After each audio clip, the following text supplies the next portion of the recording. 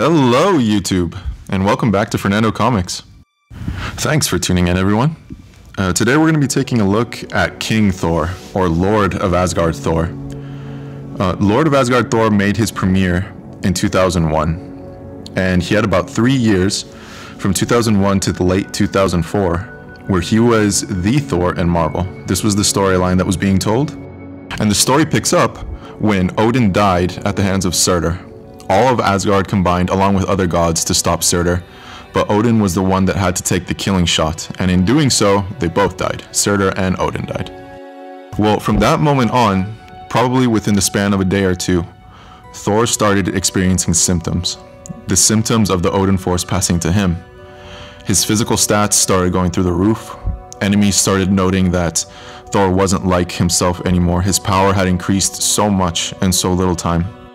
But you see, Thor's enemies were definitely not the only ones to notice that his power had started to skyrocket. Because Thor was becoming well aware that his power had never been this high before. And after he noticed this, Thor had recently been separated from his human half, who at the time was Jake Olsen. You know, we've had Donald Blake, Eric Masterson, and at the time it was Jake Olsen during this run. And Thor started to take a look at the Earth, and he started to think, I can make some real changes now.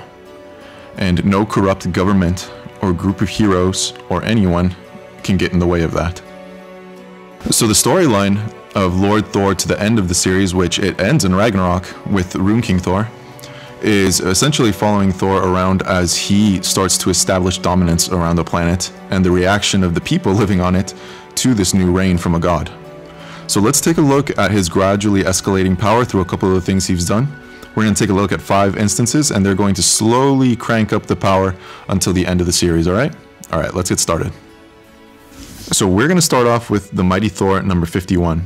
And this story follows Spider-Man as he climbs up to Asgard, which he could do because one of the first things that Thor did when he started to begin his reign on Earth was he teleported Asgard above New York City. So Spider-Man got up there and he started to give Thor the "with great power comes great responsibility" speech, because he was noticing that the things Thor was doing was not like responding to emergencies. He was superseding governments, he was going wherever he wanted, and he was helping as he saw fit. But it was making a lot of people scared. And by people I mean governments.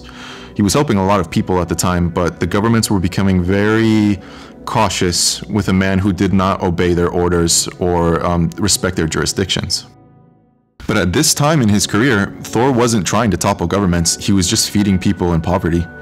And he was bringing rain to areas of drought, he was healing the sick, and he was providing clean energy. So these accusations and these speeches came off very rough to him. But the governments of the Earth, including the United States, did not see it like that at all. So what they did in response to this was immediately launched 2 nukes at Asgard, as you can see on the page there. Those weapons wouldn't have been able to hurt Thor, but they would have been able to break the city, right over New York City. Thor easily flies out, stops the missiles, disperses them, sends them off to some other plane, and continues with his day. Now, the missiles had already detonated, but Thor contained the blasts anyway and dispersed them.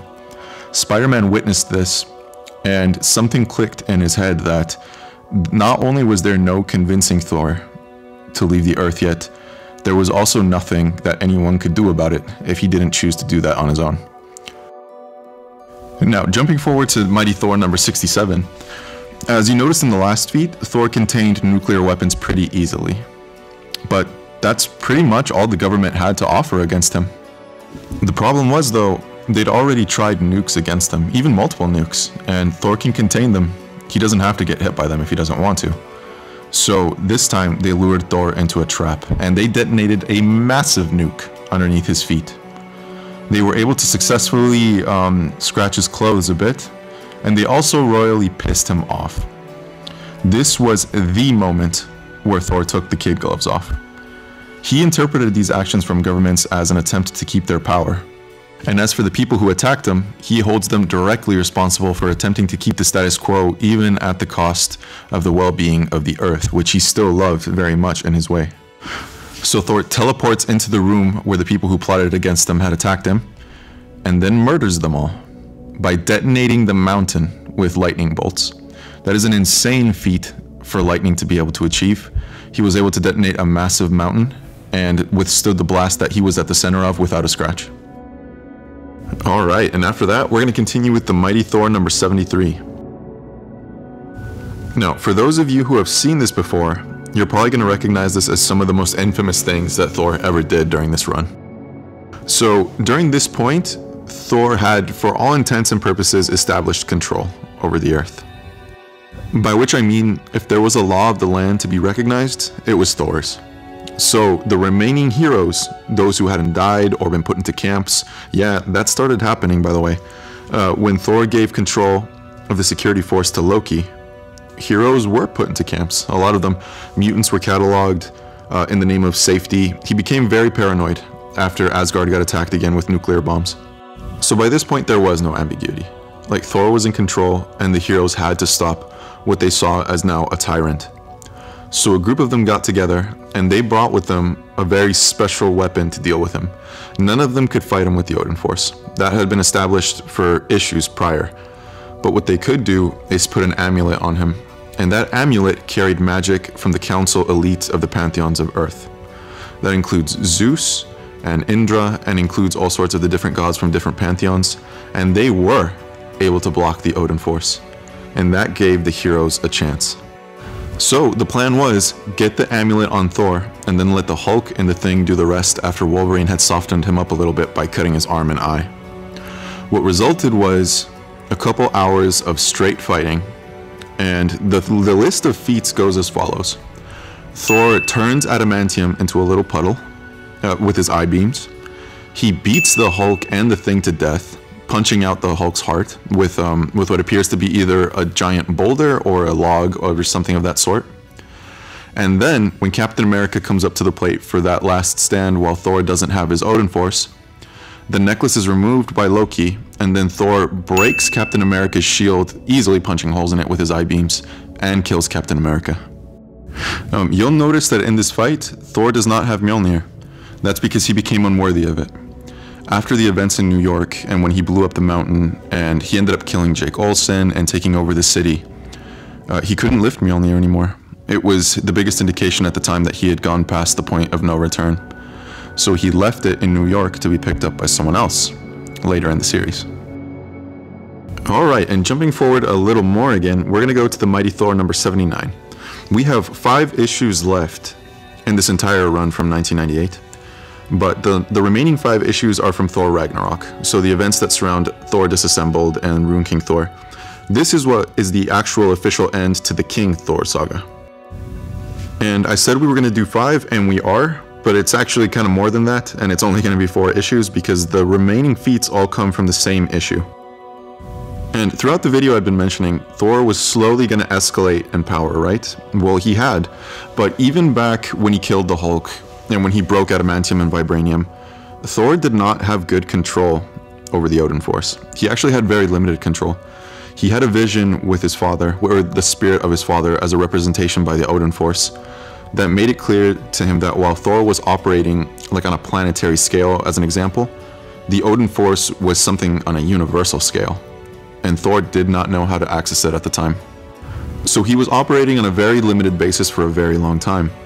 This final issue, Thor gets the potential of the Odin Force unlocked. And it was a bitter pill for Thor to unlock his potential with the Odin Force.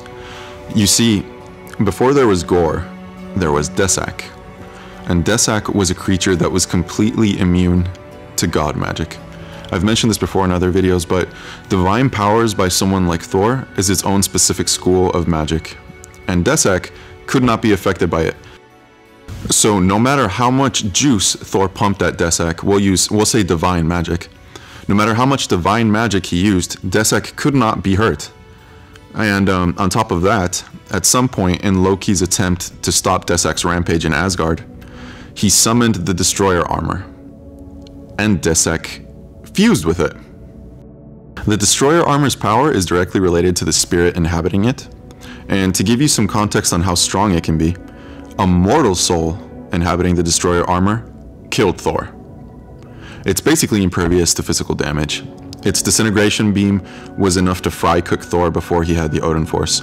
And right now it has a god immune magic being in it, in the form of Desak, who hates Thor and all the gods put together, and was already too strong for Thor, even King Thor, to deal with prior to this. Also, Thor is tired, and he doesn't have Mjolnir. For all intents and purposes, Thor and the rest of the gods were cooked. But something very special happened at the end of this series, and it was a realization by Thor that, looking back on his past decisions, he had not done things correctly. Thor's rise to the top of the world is one of the best examples of hell is paved with good intentions that Marvel has ever produced. Because despite everything he wanted to achieve, and all the people that he wanted to help, he ended up killing his friends, subjugating the planet, killing the human spirit of creativity and drive, and turning his back on a lot of his old friends. Sif was driven out, he married the Enchantress, Loki was in charge with him, he couldn't lift Mjolnir, his son started to show contempt for him, and he didn't have anything to show for it. And it was in this moment that Thor accepted that he had been wrong. And with that realization came full access to the Odin Force, and he was able to pick up Mjolnir again. And for a recap of all the feats that followed there, Thor walked through a destroyer beam. The same destroyer beam on an extremely higher level that had once turned him into mincemeat. He picked up Mjolnir and blew the head off of the destroyer. That would have been impressive alone, except the being who was inhabiting the destroyer was immune to his kind of power. So he produced so much power that he overrode Desak's ability to negate it. Mjolnir was able to easily punch through the armor's blast, and when it reached its target, tore its head off.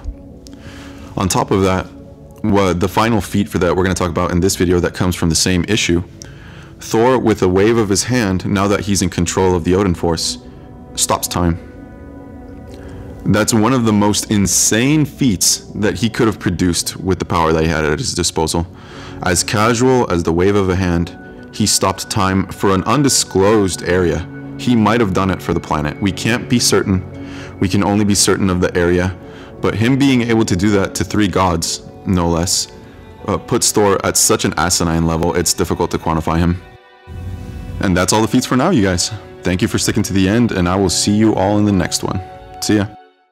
So one of the biggest questions that comes up for this arc is, was that canon? And it's a little bit complicated. So obviously the world couldn't stay the way that Thor left it during the raining, and he had to go back in time to fix these things. But what's weird about it is that these events did happen. I mean, that happened in 616, which is the designation for the mainstream Marvel universe in the comics, for the people who may not have been sure about that.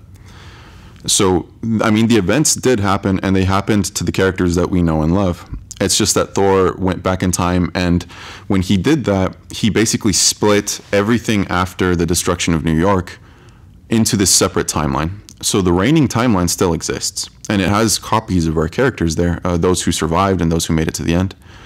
But by going back, that was the way that Thor fixed the damage that was done. Essentially a new start for his old self, and by imparting the wisdom that he had gained through this century of subjugation of the planet, he made sure that that was never going to happen again. So it's part of the events are both canon and not canon at the same time, but if we're not pulling hairs on it, they happened to the equivalent of the same characters. In any case, I could have talked about this for like 40 minutes easily, and it still probably wouldn't have done it justice. This is one of those arcs that I really recommend you read. It was just really fun, and it's classic Marvel at its best. Well, I guess early modern Marvel at its best, since it's in the 2000s. But it's before it got all gross and infected with people thinking that they need to give you their political opinions and stories, or thinking that they need to give a message other than a good story. So please, I recommend going back and reading this if you ever get the chance. You're not going to regret it, you guys. All right, now, for real. See ya.